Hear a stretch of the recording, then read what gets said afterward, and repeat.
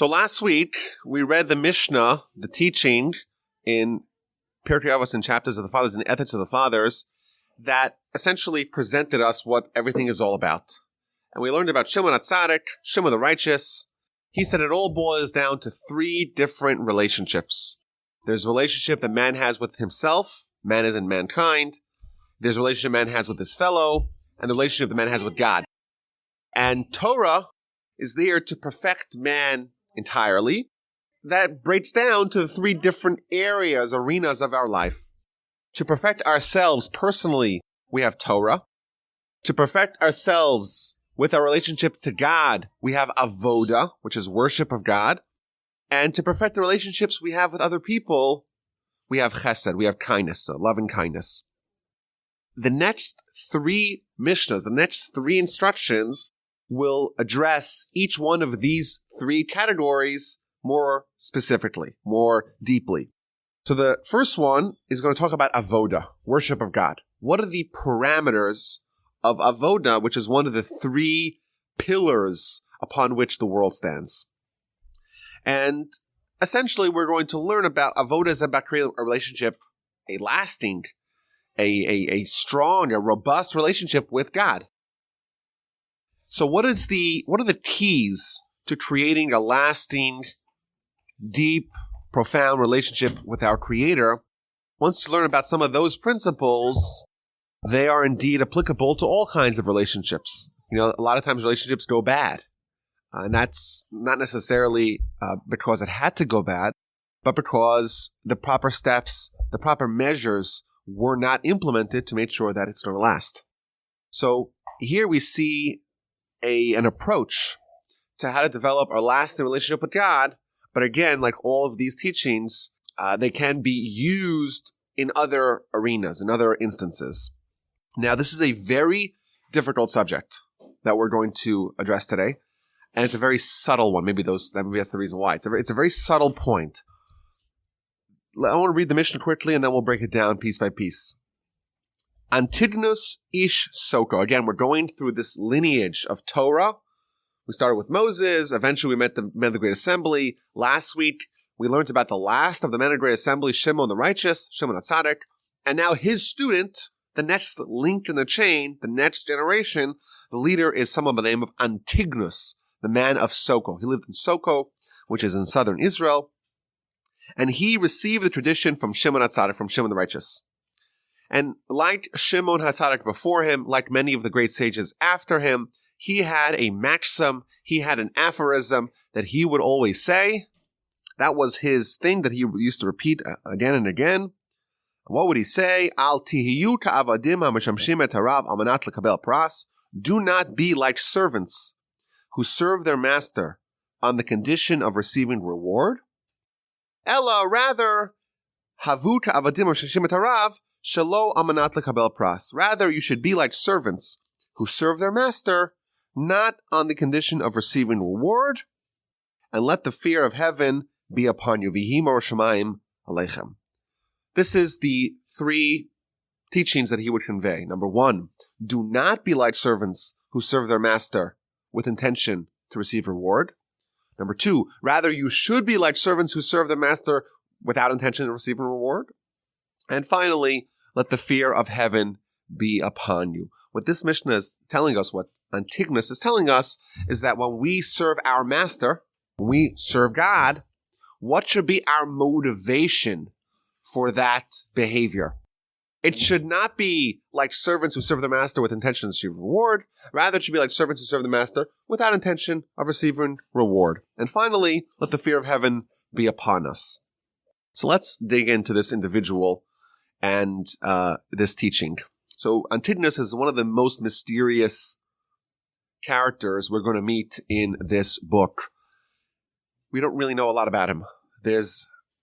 Besides for this statement in the Mishnah, there's one other teaching in ancient Jewish history about him, and it also incidentally relates to this Mishnah, to this teaching that he would always say. If you remember last week, Shimon HaTzadik, he met Alexander.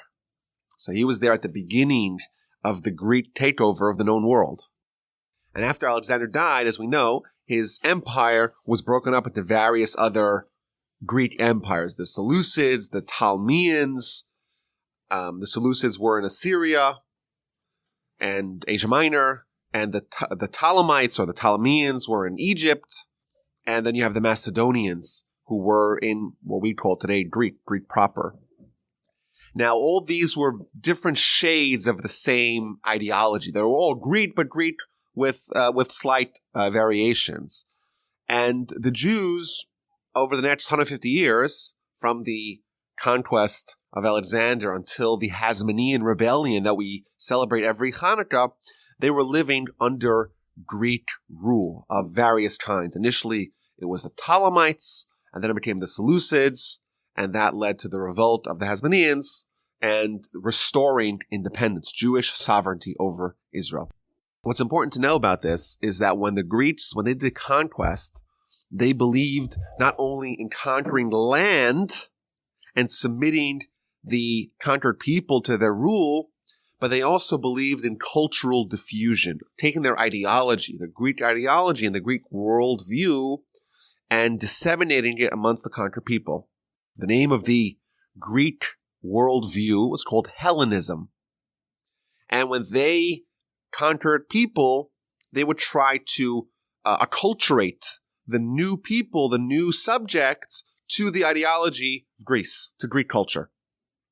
And that, of course, creates a lot of tension between the Jews of the time, who have their own ideology and believe in God and Torah, and believe that we're trying to reach the spiritual paradigm.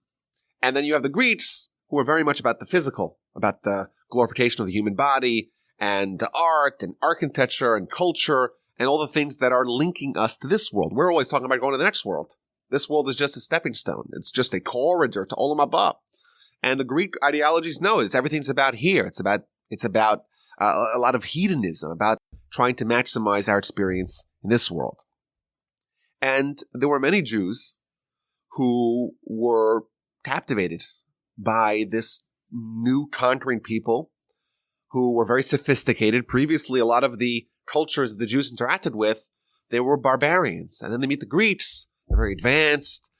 They're into the sciences. They're into learning. They're into codification, organizing law. They have a lot of commonality with our people and our way of living. And they have this new, really glitzy worldview about making everything so beautiful and making everything very physical and very appealing.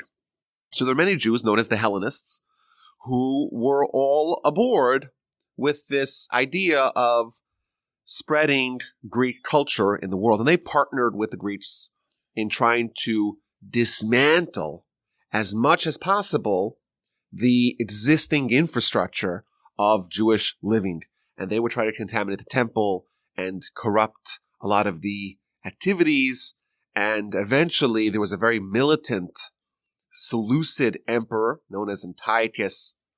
And he instituted very harsh regulations to try to bring all the Jews aboard the train of Hellenism.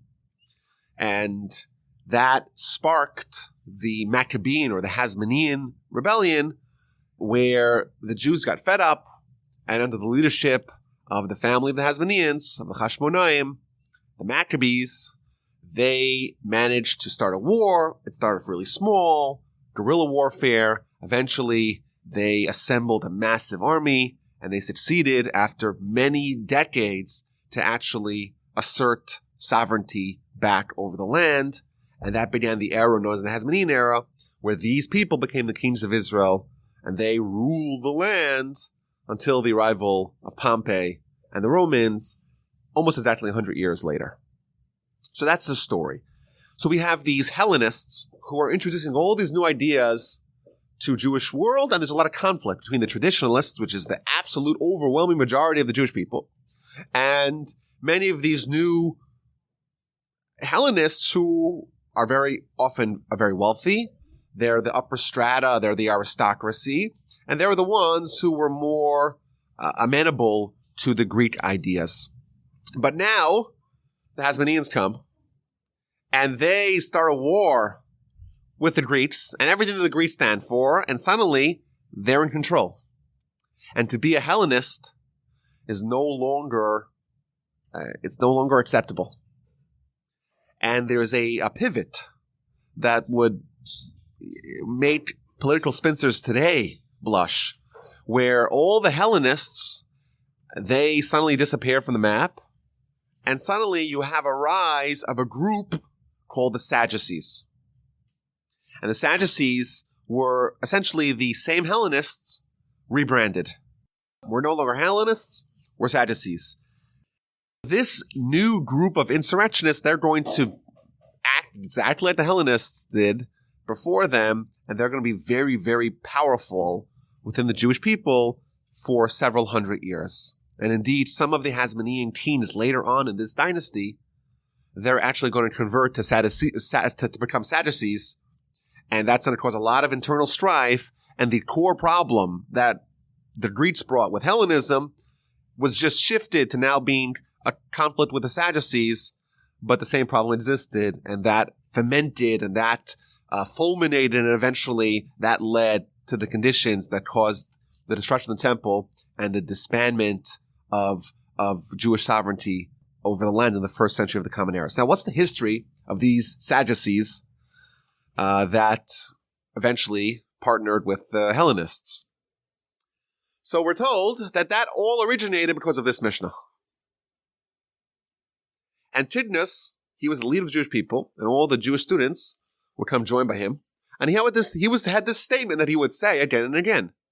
He would say, don't be like servants who serve their master with intention of receiving reward. Rather, do it without intention of receiving reward. And he had one student whose name was Tzadok. And he had another student whose name was Baitus. And they said, wait a minute, what's the rabbi saying? The rabbi's saying that we should worship God, and we're doing it not to receive reward. It must be what he's actually teaching us is there is no reward. All this is for nothing. All this hard work, all these mitzvos, it's all there for nothing. And they themselves, Tzadok and Baitus, they went off, and they joined the Hellenists. But they actually created their own little followings. So the students of Tzadok became the Tzidokim, or the Sadducees in English. And the students of Baitus became the Baitusim. And they started their own little movements. And these movements were very small. And they were very unpopular because what they really believed was that a total abandonment of Torah. And that was very unpalatable at the time. So what they did was they actually, in an act of expediency, they misrepresented what they really believed. They said, of course we believe in Torah. Of course. We're not questioning that. Right? Obviously, they tried that initially, but it didn't work. They didn't get any ground, any traction. Of course, they started saying we believe in Torah. But it's the rabbis who it's the rabbis who corrupted it all. We believe in the written Torah. Sure. But not the oral Torah, the oral tradition. That's a bunch of malarkey. That's what they started to say. And then people says, well, these people still believe in Torah. It's just that they think that the rabbis corrupted it. And that became a much more appealing sell. And that became more popular, especially once the Hellenists are running for the mountains and they're running for safety. And suddenly there's what they believed all along that the Torah is a bunch of baloney. They wanted to go with the Greeks and abandon Torah wholesale. And then you have another group that's essentially doing the same thing, but now it has the Kevlar, the cover, that they're Sadducees. They believe in Torah, sure. But essentially, they too are, they harbor the same underlying attitudes that the Hellenists themselves did, and suddenly this group becomes very formidable. And they start saying, well, once, it becomes very appealing. Well, once you say that the accepted tradition was corrupted, and the rabbis are there just to make our lives miserable, once you do that, well, but we still observe written Torah. But how do you interpret written Torah? So that leads to all kinds of perversions, because everyone could say, I want to interpret it this way, and I want to interpret it that way. And eventually, you have your own oral Torah, because that's the only way to make use of the written Torah. You have to find a way to understand the enigmatic teachings of the written Torah, and then make up whatever baloney comes to their mind, and eventually they become a distinct faction amongst the people, and in opposition to the verses in Deuteronomy, which tells us that we should not depart from the words of the Sanhedrin and the interpretation that they give us through tradition of the Torah, you have this faction, the Tzidokim and the Baitusim, that they said that we're going to interpret it however we want, and eventually they too disappeared with the destruction of the Second Temple. They too are gone, and they were resurrected in the 7th and 8th century under a different name, the Karaites. The Karaite movement was almost identical to the Sadducees. They too had their brief cup of coffee, a couple hundred years actually, of popularity. They're entirely gone. Maybe there's a few thousand of them. In the heyday, the Karaites were about a third of the nation. Just like the Sadducees, they weren't quite a third, but were significant. But today, maybe there's a few. I think there's a Karaite temple somewhere in California, but I don't think they even have a minyan. Like it's not at all. It's not substantial by any measure. But this, says the Rambam, this is the other story we know about Antigonus. The only other story relates to this Mishnah. He taught this teaching. The people didn't understand it. Two of his students didn't understand it. They went off, and they eventually are the forebearers of this other movement, this other insurrectionist movement amongst the people that caused us a lot of problems. And our sages attribute the origins of the Sadducees to misunderstanding of this Mishnah. So obviously, it's not so easy to understand. This is an important introduction because what this demonstrates is that there is a potential for us to misunderstand this Mishnah. But there are other sources that seem to say the same idea. Rambam, Maimonides, he has an entire essay, a treatise on reward and punishment and the proper attitudes that we should adopt when doing mitzvos. And he brings this Mishnah, of course, and he also brings other teachings of the Talmud that seem to say the same thing. For example, the Talmud in Avodah on page 19, it tells us, it quotes a verse in Psalms 112, B'mitzvosav chafetz me'od. The righteous person is very desirous in God's mitzvos. Says the Talmud, a righteous person is desirous of God's mitzvos, but not of the reward of mitzvos. And therefore, we should do the mitzvos not in anticipation of reward. That's one source he brings. Another from the Midrash, from the Sifri, that says quite plainly, Shema Toma, perhaps you may say, Hareini Loma Torah b'shvil she'eh asher, I'm going to study Torah so that I'll be rich. Or that I'll be called a rabbi, everyone will give me honor. Or that I should get reward in Olam Haba. Therefore, to dispel this misconception, the verse tells us La'ava et Hashem Elokecha, to love God. Everything that we do should be out of love. So this seems to imply, all these sources seem to imply that we're commanded to observe Torah altruistically, to do it without intention of receiving reward. And obviously it seems to imply that such activities are feasible. Right? Again, the Torah wouldn't ask us to do something that would be not possible to do. We know that it's very difficult, or maybe it's even impossible to do something altruistically. How could you be motivated to do something when there's no motivation to do it? So is the Mishnah telling us to act altruistically? To just do good, do mitzvah, study Torah without thinking about the reward? So what should be the motivation for us to do it? Is it really possible to make such a demand? Moreover, the way our Mishnah reads, it reads as follows. Instead, be like servants who serve their master, not on condition of receiving reward. Maimonides, he has a slightly different text. He switches two of the words.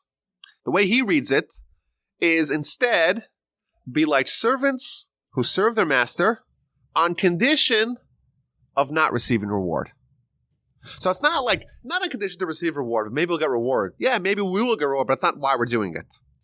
He says the reason why we should do mitzvos is on condition to not receive reward. So it means you have to almost explicitly feel that you don't want the reward. That seems to be, how do you possibly explain that we should specifically have intention not to receive reward? It means the way our Mishnah reads is not so difficult. It's not on condition to receive reward, but it's not on condition to not receive reward. So right? But Maimonides is telling us, no, that we have to do mitzvos, we have to worship God on condition with the explicit intent to not receive reward. How do we make sense of that? Additionally, there are many, many verses in the Torah that seem to be in direct conflict with this teaching. In the book of Deuteronomy, we read all those things. You do mitzvos, you'll be rich, and you'll have prosperity, and you'll have stability, and you'll be able to defeat your enemies, and your animals will thrive, and your crops will thrive. There's many verses that say that. Just do mitzvos, and good things will happen to you. You'll have a long life, you have lots of children, you'll have stability, you'll have tranquility, you'll have continuity. That seems to imply that we're told, do mitzvos, and you will receive reward. And here we're told, don't think about reward, or even think specifically to not have reward. That's how do these two teachings, how do they reconcile? Also, the Talmud tells us that this attitude of doing mitzvos without intention of receiving reward is called doing it out of love of God. We should act out of love of God, and that's why we should do mitzvos altruistically. What does this mean, this distinction, this classification that we're doing it out of love? But also, it's interesting, the last section of the Mishnah, it says, the fear of heaven should be upon us, which seems to be, fear and love seem to be opposites. There seem to be very different motivations. So what does it mean that we should act out of love, but also act out of fear? Which one is it? So this is, again, what we said, this is not an easy Mishnah. This is the most difficult one we've seen by far, and maybe the most difficult one we will see. Because what the Mishnah is actually conveying, well, there's many interpretations for the Mishnah, like we said. And I'm going to share a few interpretations before we get really deep into the subject. But there's a subtlety here, and we're going to try to get to that point. And I think once we get to that point, it'll open up new vistas of understandings in a lot of points. So just some suggestions by the various commentaries of how to understand this Mishnah. So Rabbeinu Yonah tells us that, God asks us to do things for him, so to speak. He says, all these mitzvos, I'm commanding you to do the mitzvos. Study Torah. Well, what did God do to us? What has God already done for us? Our existence, our life, everything that we have is only from God. The basic common decency is that when someone does something good for you, you reciprocate. And if someone gives you a glass of water, you say thank you. If someone gives you a ride, you appreciate it. If someone gives you a gift of $1,000, you're very thankful. What if someone gives you everything that you have in your life?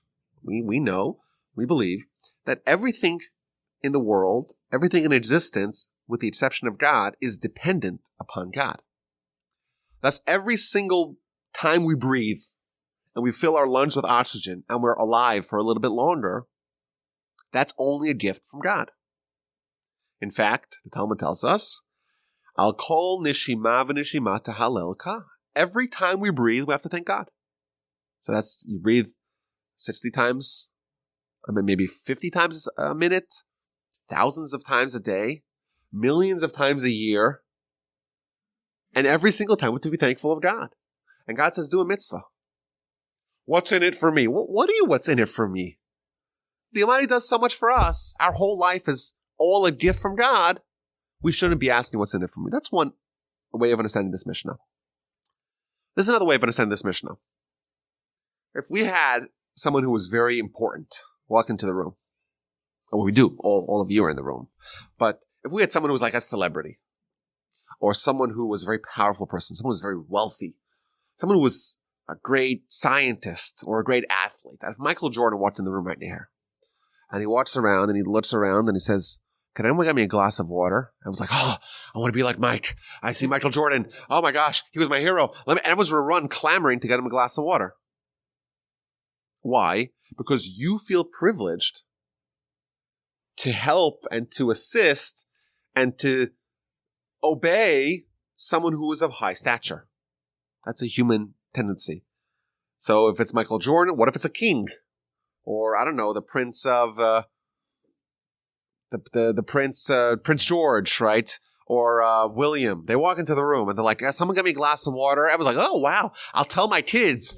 Once he came into our Torah class, the prince who's now the king, and I got him a glass of water. I'll put it on my Facebook. I'm so happy. I'll tell everyone. What if the King of Kings, the creator of the universe, the Almighty, creator of heaven and earth, if he asks us to do something, it's a privilege for us to do it, not because we want to get something tangible in return. That in itself, the fact that God is asking us to do something, and like we matter in his eyes, like that alone should be enough of a motivation for us to obey his commands. That's a second approach. The Chassid Yavuz, one of the great books on Pirkei Avos, he likens it. He says there's two ways that we could work or we could worship. And he gives us an example of two different kinds of employees. You have the salaried employee who has a contract, and he has, he's given 20 days of vacation a year, and he clocks in at 9 and clocks out at 5. And then you have another kind of employee who is the heir to the company. There's no contract. And he comes in on Sunday and he works 18 hours a day and he doesn't even make a salary. And if you actually look, who makes more money? The heir, who's working under his dad's tutelage to take over the business, or the employee? The salaried employee is less dedicated to the job and gets paid more. But the heir, he'll work even without getting paid. And the employee, well, he has to get paid wages, and he gets what he deserves and nothing more. And if you don't pay him, he quits. But there's actually a superiority in the relationship and in the work of the heir versus the employee, salaried employee.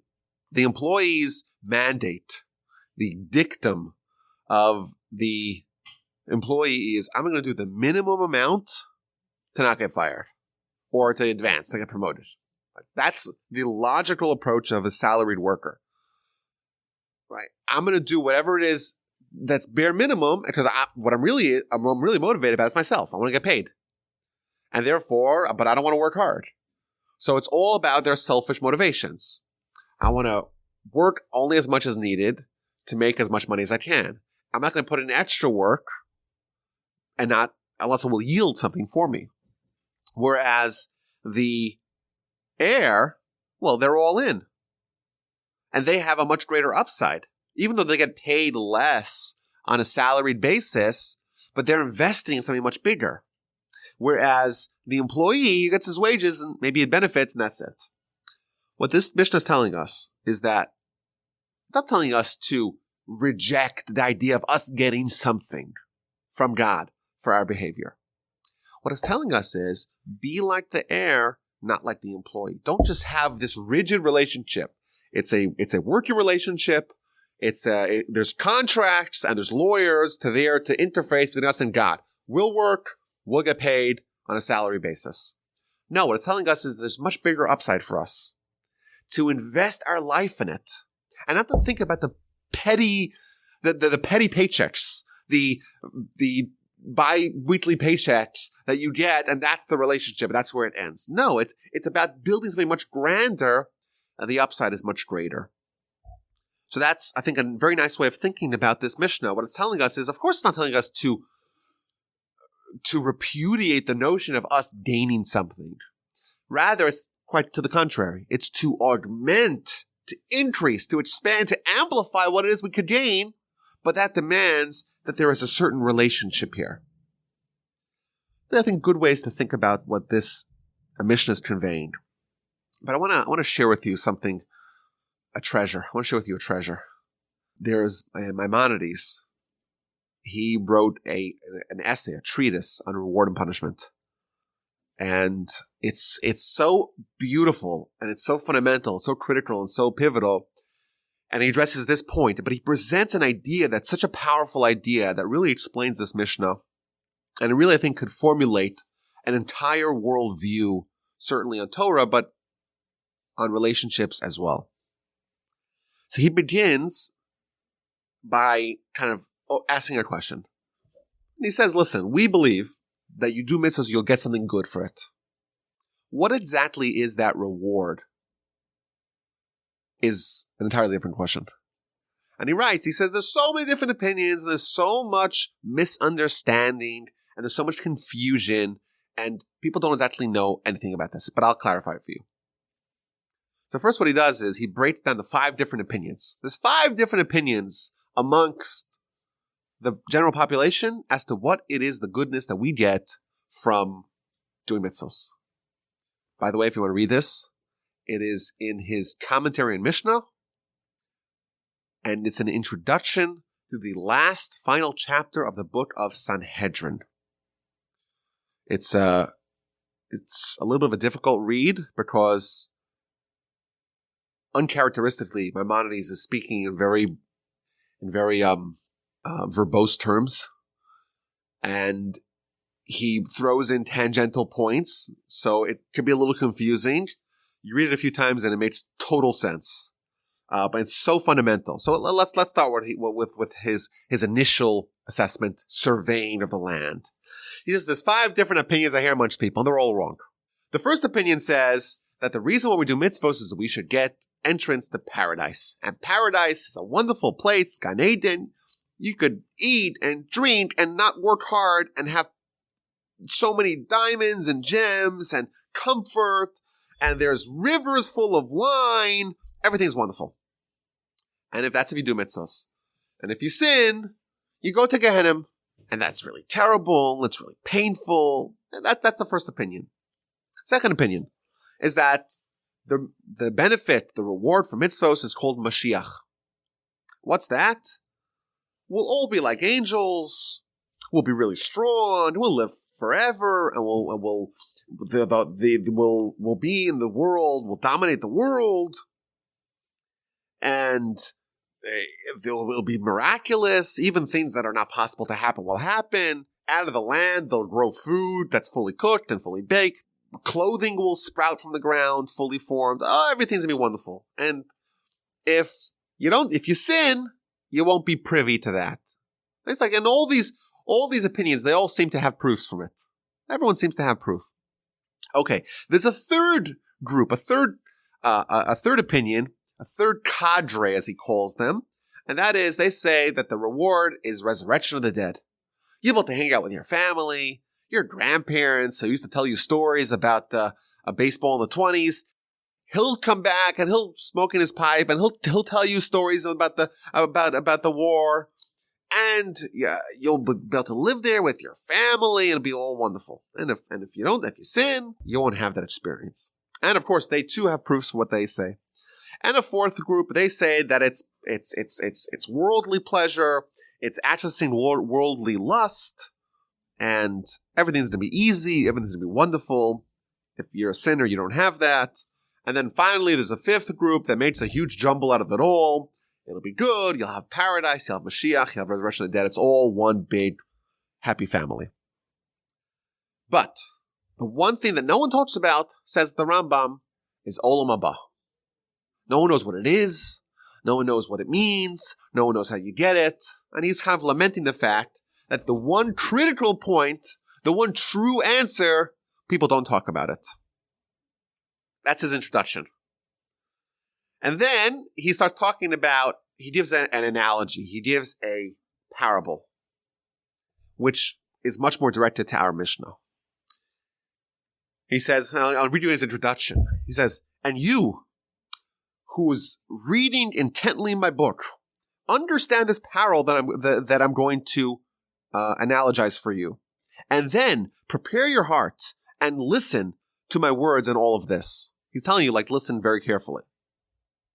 Imagine, this is the parable. You have a young boy. And the young boy, his father sends him to go study Torah by the teacher. And that, of course, Maimonides interjects, that's the best thing that could be for him. That'll help him the most in advancing his life. But the child, he's little. And his mind isn't solidified and doesn't realize that studying Torah is the best thing for him. He wants candy. He wants lollipops. That's what he wants. Don't give me Torah. I don't want Torah. I want lollipops.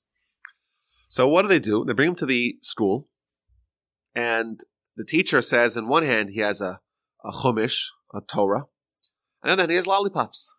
He says, you study Torah, I'll give you lollipops. You don't study Torah, I won't give you lollipops. The kid sees the lollipops. He wants the lollipop. He doesn't want the Torah, but he'll study Torah. He'll suffer his way through it to get the lollipop. And that's a good deal. Kid learns Torah. He gets the lollipop. Every day he gets more candy. Sometimes Rambam says he gets nuts, or he gets honey, or he gets figs. Everyone's happy. And the kid's studying Torah, not because he wants the Torah. He wants the candy. But the candy is used to entice him to get him to study Torah. And then continues the Rambam. The kid gets a little older. And candies and sweets, they don't talk to him the same way anymore. They don't have the same appeal to him. He's now more sophisticated. He wants to wear nice clothing. He wants to have nice polished shoes. He wants a Ferragamo belt. He wants to look good. So again, they bring him to the teacher, and they say, here's Torah. Torah? I don't want to study Torah. I want nice clothing. So again, the teacher does the same thing. He has on one hand the beautiful clothing. On the other hand, he has the Torah. Study Torah, I give you this. Kid studies Torah, not because he wants to study Torah, because he wants the wonderful clothing. And fine. And that works out very well. And the kid gets a little older. And suddenly he doesn't even want clothing. Now he wants cold cash. So again, the teacher tells him, you want the cash? Here is a gold coin. You study Torah, you get the gold coin. And again, the child studies Torah. Not because he wants to study Torah, but he wants the money. And the child gets a little older. And now he's a man. And he doesn't even want money. What he wants now is honor and prestige. And he wants people to look up to him. And he wants to be called a rabbi. And he wants to be called a judge. And he wants people to stand up when he walks into the room. That's what he really wants. So he goes to the teacher, and the teacher says, you know what? Here's Torah. Study Torah. And if you study, everyone will think you're so smart and so clever. And everyone will stand up for you. And everyone will call you rabbi. And they'll address you questions. And they'll give you honors. And the child studies Torah. The man studies Torah now. And he studies Torah, not because he wants to study Torah, but only because he wants the honor and the reward and the prestige that is associated with it. Says the Rambam, all this is wrong. And I want to stress his point. His point is not that the idea of reward is wrong per se, but the model of studying Torah to get some other reward that's external to Torah, that's the problem. What he tells us is it's fine for someone to say that I'll study Torah. Oh, and what does that mean? Naturally, if you study Torah, you'll become wiser. And you'll maybe get something to make it easier. But the idea of not studying Torah for Torah's sake, to study Torah for some other reason, some other external reason, that's problematic. You have someone he's old, he's studying Torah only because to get something else, which is a fleeting pleasure. However, just as an aside, there's nothing wrong with doing it. He tells us, actually, this is the proper way to educate children. Don't mistake what he's saying to say, I'm going to tell my kids, sorry, there ain't no candy for you. Study Torah because of Torah.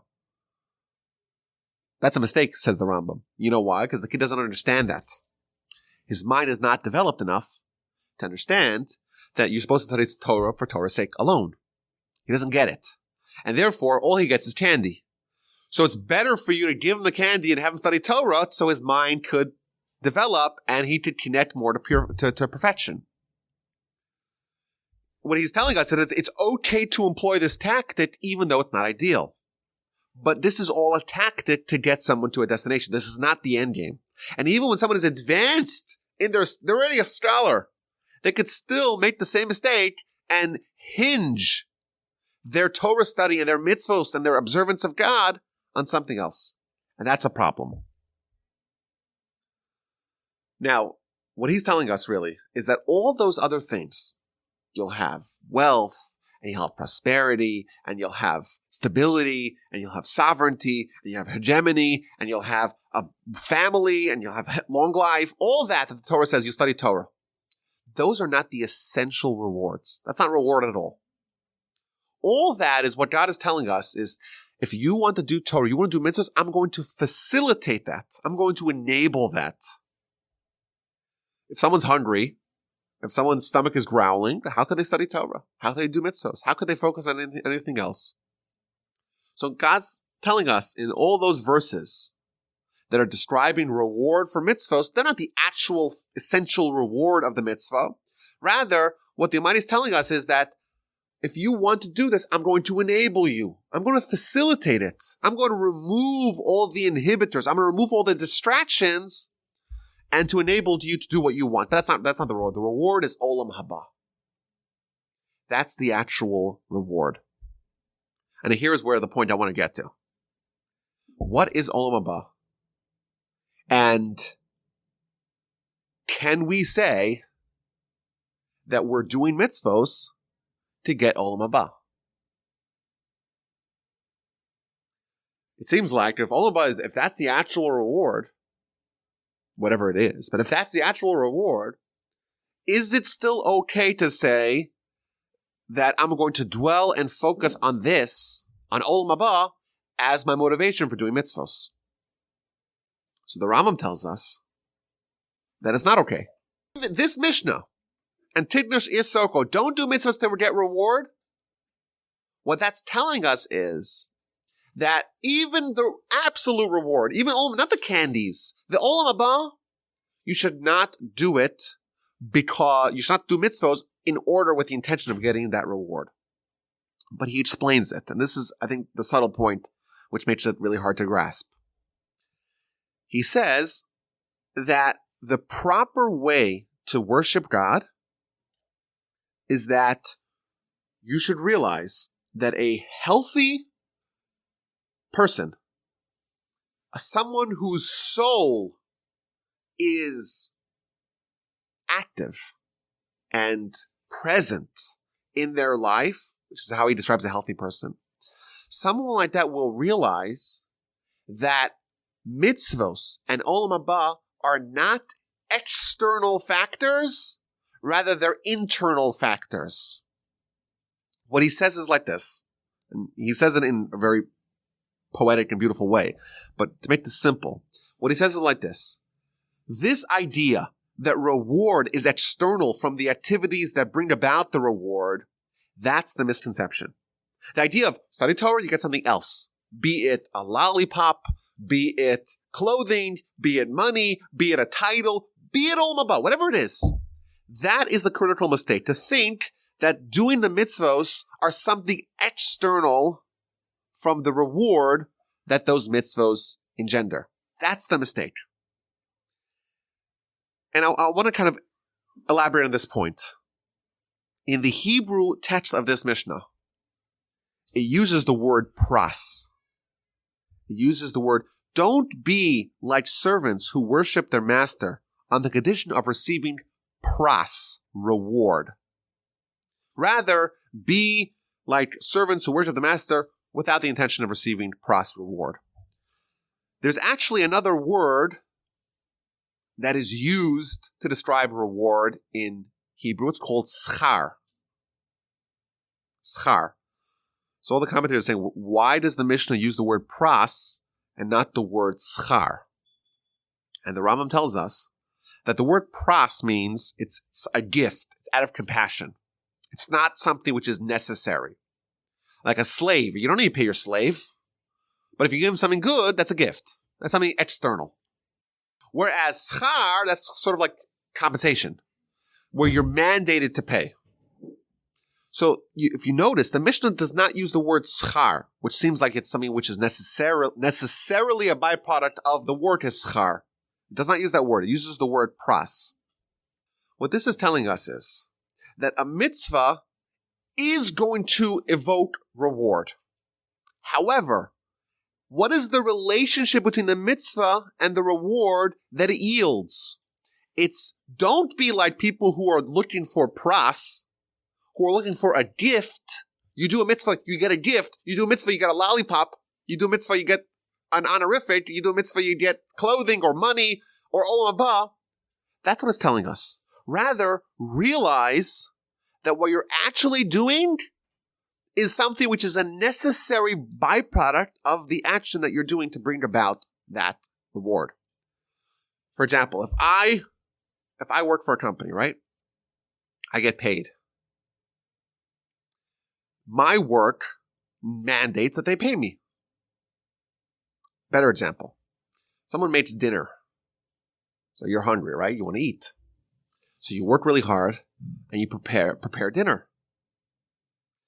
What's the relationship between the work to prepare dinner and the consumption of the dinner? No one's going to say that, oh, I worked really hard in making food. I get a prize. I get to eat food. It's not a prize that you get as if it's something external. No, you work to prepare food and therefore you get to eat the food. That's more like a reward because it's directly connected to the action that brings about what it yields. No one's going to say, oh, as a gift, out of nowhere, out of the blue, someone gave me something which is the dinner that I'm eating. No, you actually made the dinner and you're eating the dinner. When we talk about mitzvos, and mitzvos yield reward, they yield reward the exact same way that you are rewarded for making dinner by eating dinner. What this means is that mitzvos, they are spiritual realities. In our world, it's a physical world. We don't see spiritual realities. We see physical realities. However, we get to a spiritual world, olam haba. It's a spiritual world. And suddenly, our entire perspective is flipped on its head. We see the world in an entirely different way. All we see now is spiritual realities. Physical realities, we don't notice it. Everything's flipped on its head. Just like spiritual realities are clouded from our view here, physical realities are clouded from our view there. You get to olam haba, and you're hungry. You want to eat breakfast. Well, okay. How do you eat breakfast in that world? If you need spiritual breakfast, you have to feed it with spiritual food. What is the spiritual food in the spiritual world?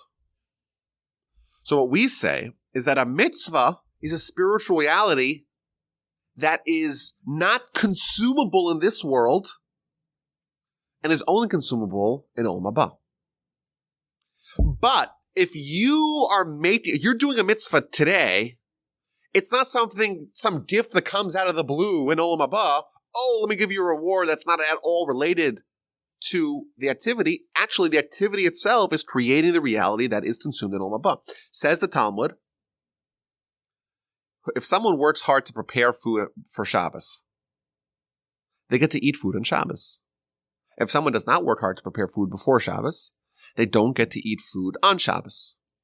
There is a relationship between creating, preparing, and consuming. Right? Once Shabbos comes, you can't make any more food.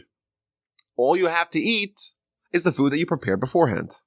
Similarly, says the Talmud, olam haba, that's the world of consumption, of spiritual consumption. Well, what do you consume? You consume whatever it is that you prepared before you got there. So let's go back to some of our questions here. That's what the Mishnah is telling us. It's telling us to shift our ideology, our perspective on what mitzvos are and what our relationship with God is. Don't think about it in our world. Give me something as a gift because I did a mitzvah. Rather, it's telling us don't think that you're like a slave who needs a gift from his master. No. What you're actually doing is much greater than that. You're actually investing in your future, and that future is what you're investing in right now. We talk about altruism. Altruism is doing something without a motivation to get something in return. Mishnah is not telling us to act altruistically. Back to our breakfast example. If someone eats breakfast, do they get something out of it? Do they get some sort of reward for it? Of course not. They get breakfast, right? They get nourishment, which they wanted. So people who say that you can't possibly act altruistic, I'll prove you wrong. What do you mean? You don't get any reward for eating breakfast? It's just for you. It's not reward. It's breakfast. Yes, but it's not something external to the activity, right? It's not like you get some reward. Someone gives you a sticker on your chest that he successfully managed to navigate breakfast. Physiologically, from our soul's perspective, we are wired to enjoy mitzvos the same way our body is wired to enjoy everything that we could possibly enjoy in this world. And just like when we partake in this world on a physical sense, we're not thinking about some other reward that it will yield. In the spiritual world, when we invest in the spiritual world, let us not think, says Antigonus, that we're trying to yield something external. Rather, inherent in the mitzvah itself is the benefit of that mitzvah, not for our body, for our soul. Let's revisit some of the questions we had earlier. When we talk about doing something out of love, what is the grounds to create a loving relationship? If everyone is motivated for what they can get out of something, I'm only going to act if I could get some sort of tangible, immediate reward for it. I'm not going to take out the garbage unless I get plaudits from my spouse. And everything I'm doing, I want something which is external. Like, that's not going to lead to love.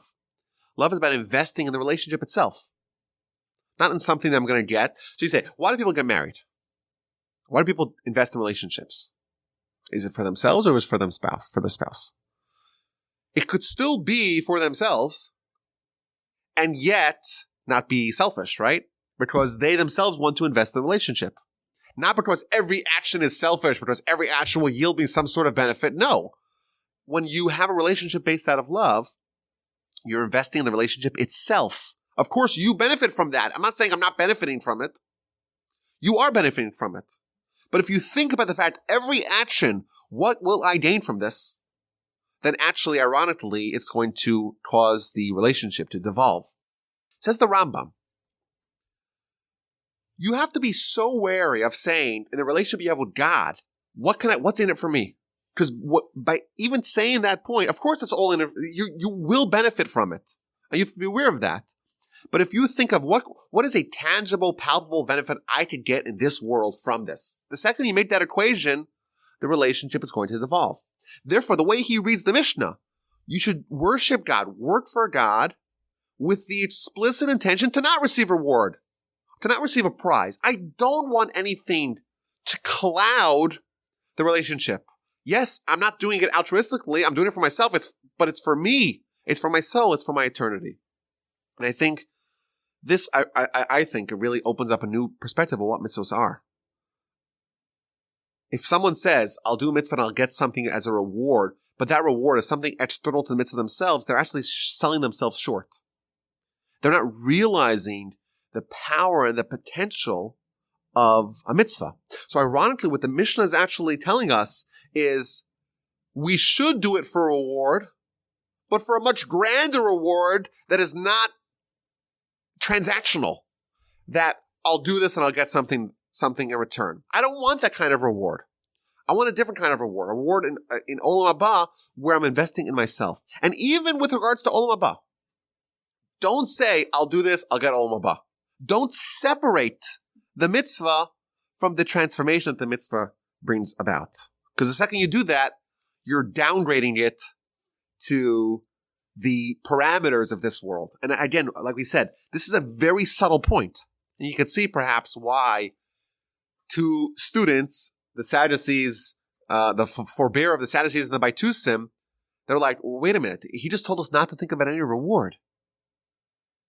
Why are we doing this? What is in it for us? And of course, that is a misrepresentation of what he was saying. What he was saying is that let us make ourselves into people that are worthy of getting Olam Haba. Let us invest as much as we can in ourselves, in our soul, and not try to sell out and cash in early, so to speak. Let me get something right away without changing myself. I think that this is a very powerful thought for us to keep with us in our pursuit of any relationship. Certainly a pursuit of a relationship with God. There's various motivations we can have for behavior. The Mishnah is not telling us to do something without a motivation. That's not possible. Humans don't act like that. We act because we're motivated. But if we're going to foster a lasting relationship with God, it's not going to be brought about by us thinking in these terms. We can think out of love, out of fear, out of pursuit of reward, but even out of fear, there's various kinds of motivations. What does it say? What is the Mishnah? How does the Mishnah end? V'yehei mor shamayim aleichem. Let the fear of heaven be upon you. All the commentaries point out that in Jewish sources, there's two kinds of fears that we have with respect to God. This fear of heaven and this fear of punishment. If you'll notice, the Mishnah does not tell us that we should fear punishment. Because by doing that, again, we're downgrading the relationship. When it says fear of heaven, it means let's invest the relationship in a serious way. Let us have fear of heaven, so to speak. It's not fear of what's going to matter to us. Let us deepen our relationship with God by making it very serious, by recognizing that, well, heaven, it's expansive. It's not just like what will happen to me if I don't fear God. What would happen to me if I disobey God? Rather, fear of heaven, a seriousness that is brought about by the stature of the entity on the other side of this relationship.